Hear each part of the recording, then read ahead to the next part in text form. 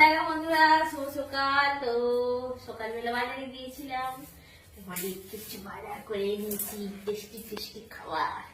চলো একটু দেখিয়ে দিই। দেখাও বাবা, দেখাও দেখো কি নিয়েছি। দেখো দেখাও, এই দেখো এটা রাখো গামলায়, ছোটটা দেখাও দেখাও। এই দেখো, এই যা গোটা ঘর হয়ে গেল, যা যা বুঝতে হবে। রাখো রাখো রাখো রাখো, ওতে রাখো গামলায়। নাও এই চিচিলা গুলো তুলে নাও, ওতে পলিথিন গুলোকে তোলো। এতে কে আছে? এখানে দেখাও, এটা দেখাও।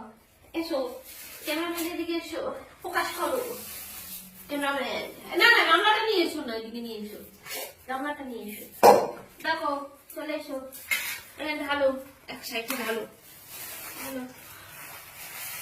এই দেখো, এই দেখো, আর ওটা দাও, ওটা দাও, ওটাতে হচ্ছে বলছে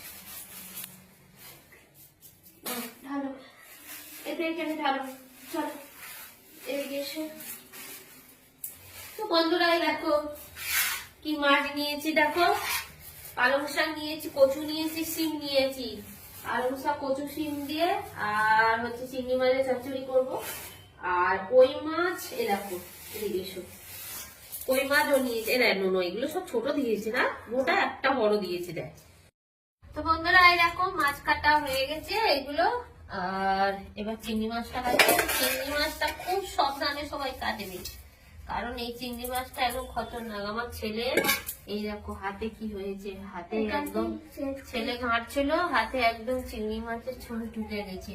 আর আমিও আগে এইগুলো আগে ব্যবহার করতাম, মানে মাছগুলো যখন আনতাম, মাঝে তো একদম 2 বছরের মতন আনা বাদ দিয়ে দিয়েছিলাম। তখন আমার আগেও হচ্ছে এই মাছের কাঁটা ফুটে আমার হাত গোটা হয়ে গেছিল, একটা থেকে আরেকটা হয়ে গেছিল। তো ডাক্তার দেখে সারিয়েছি।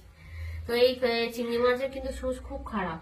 তো সবাই দেখলে আমার এই মাছ কাটা হয়ে গেছে। এবার হচ্ছে চিংড়ি মাছটা কাটবো আর কেটে এবার তরকারি বসিয়ে দেবো। তো দেখতে থাকো, চিংড়ি মাছটা কাটি ততক্ষণ। এই যে বাসনগুলো মেজে নিই, এবারে মাছ রান্না বসাবো। মাছ ভাজা হয়ে গেছে, আর এই কটা আছে মাছ ভেজে নেবো, এই কটা মাছ আছে। আর এই দেখো মাছ ভাজা হয়ে গেছে। আর এই যে দেখো চিংড়ি মাছ, আর এইগুলো পালং শাক, কচু, বেগুন কেটে রেখেছি।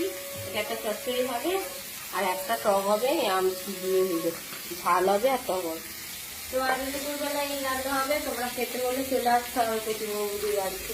ভালো থেকো, সুস্থ থেকো, টাটা। আবার নেক্সট ভিডিও দিচ্ছি, সবাই দেখবে।